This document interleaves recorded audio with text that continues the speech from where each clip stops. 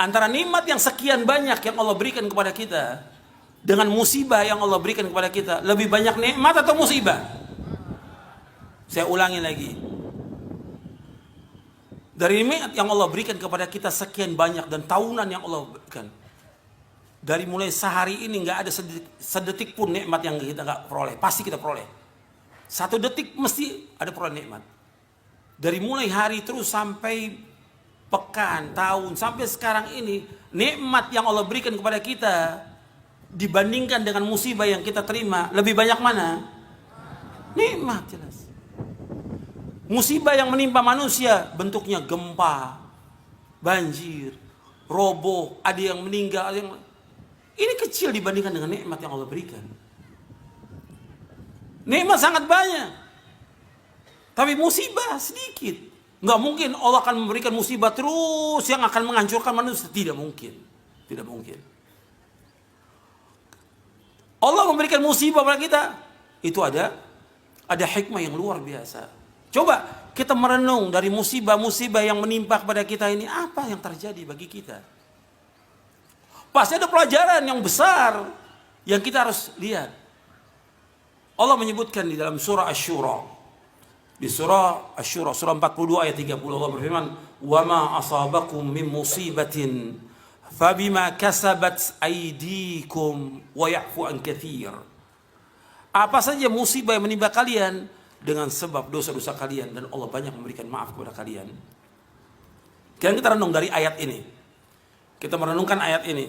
Allah menyebutkan bahwa musibah yang menimpa manusia disebabkan karena apa? Kenapa? Dosa. Dosa dan maksiat ini banyak sekali yang kita lakukan. Gak terhitung udah. Dosa itu mengakibatkan banyak masalah. Kalau antum baca bukunya Imam Ibnu Qayyim, bagus sekali penjelasan tentang dosa dan obatnya.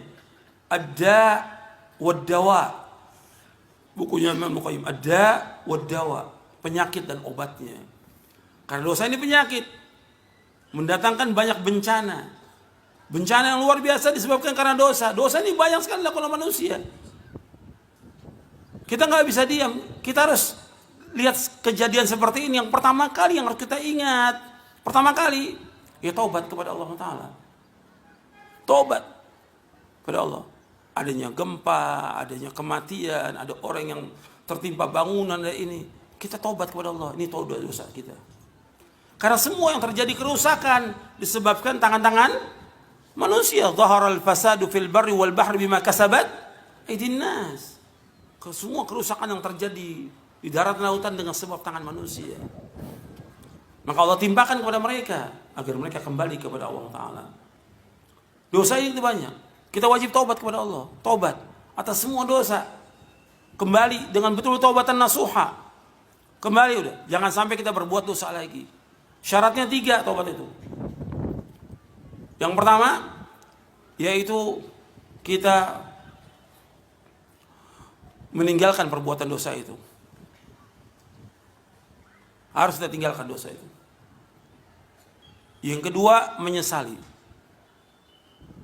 Yang ketiga, yaitu kita punya azam yang kuat untuk tidak mengulangi lagi. Dosa-dosa yang kita lakukan, tinggalkan. Banyak yang kita lakukan dosa itu. Di antara kaum muslimin ada yang masih meninggalkan sholat, ada yang berbuat yang haram, riba, durhaka pada orang tua, dan yang lain banyak sekali. Kalau kita hitung puluhan dosa, bahkan ratusan dosa yang lakukan. Wajib dia taubat kepada Allah. Taubat, tapi terus taubat. Kan Allah menyuruh dalam Al-Quran, suruh taubat kita. Ya ayyuhalladzina amanu tubu ilallahi taubatan nasuha. Wahai orang beriman, taubatlah kepada Allah dengan taubat yang nasuh, taubat yang benar, taubat yang jujur, taubat yang ikhlas, taubat yang tidak mengulangi dosa lagi. Taubat kepada Allah atas semua dosa. Semua manusia punya dosa. Saya dan antum sama. Kita banyak dosa. Taubat kepada Allah tiap hari, istighfar kepada Allah, minta ampun kepada Allah, taubat kepada Allah atas semua dosa. Makanya Allah ketika menyebutkan kebahagiaan orang beriman apa? Wa tubu ilallahi jami'an ayyuhal mu'minuna la'allakum tuflihun. Taubatlah wahai manusia semuanya kepada Allah. Taubat wahai kaum mukminin kepada Allah agar kalian jadi orang-orang yang sukses, orang yang beruntung. Taubat kepada Allah. Taubat atas semua dosa. Perhatikan tuh, taubat. Ini penting. Dan kalau kita lihat lagi, ikhwani fiddin, azakumullah. Banyak juga manusia yang lalai. Dari apa? Dari ibadah kepada Allah, lalai. Juga kalau kita lihat kesalahan yang paling besar dilakukan oleh manusia dalam perbuatan dosa, syirik. Apa syirik itu? Menyekutukan Allah, menduakan Allah. Dia berdoa kepada Allah, tapi berdoa juga kepada yang lain. Di Lombok ini ada nggak kuburan yang dianggap keramat? Ada nggak di Lombok? Banyak. Syirik nggak itu? Syirik. Terus kalau ada kesyirikan kita diam? Enggak.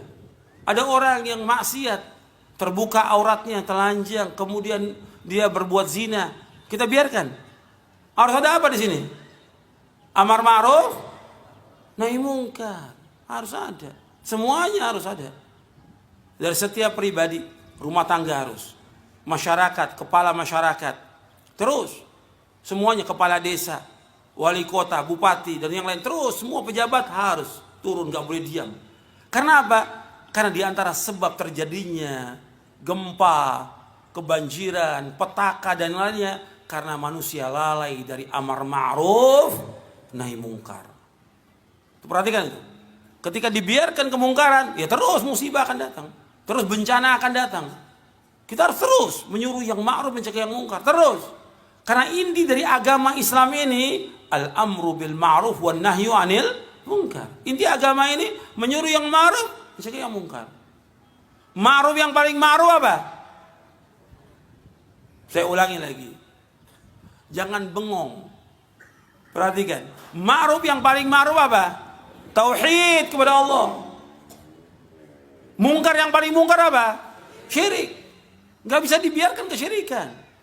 Kita harus terus mendakwakan manusia untuk beribadah hanya kepada Allah. Kita diciptakan Allah untuk ibadah. Dan ibadah maksudnya tauhid kepada Allah. Tegakkan tauhid kepada Allah. Ikhlaskan ibadah kepada Allah.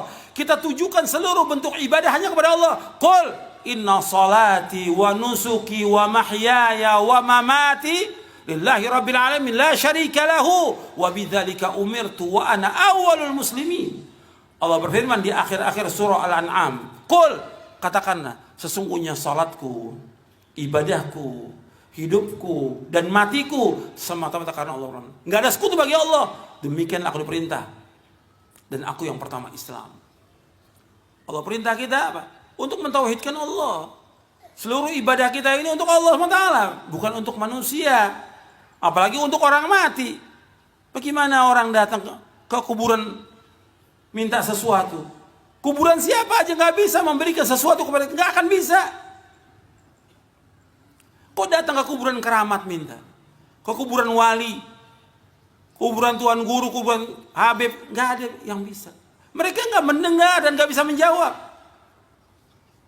Sampai Allah katakan dalam Al-Quran, in tad'uuhum la yasma'u du'aakum walau sami'u mastajabu lakum wa yawmal qiyamati yakfuruna bisyirkikum wa la yunabbi'uka mithlu khabir.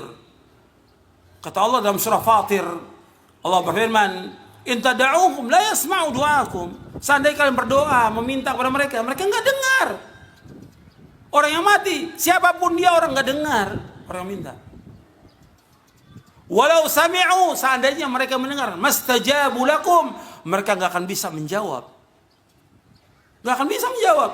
Wa yaumal qiyamati yakfuruna bisyirkikum wa la yunabbi'uka mithlu khabir.